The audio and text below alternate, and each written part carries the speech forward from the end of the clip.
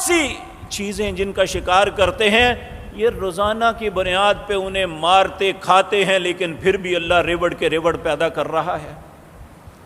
تو جو اللہ جانوروں کو غذا دیتا ہے،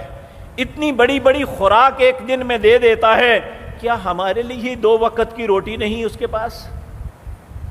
کہ ہم حلال کو چھوڑ کے ہر حرام رستے کو اپناتے ہیں۔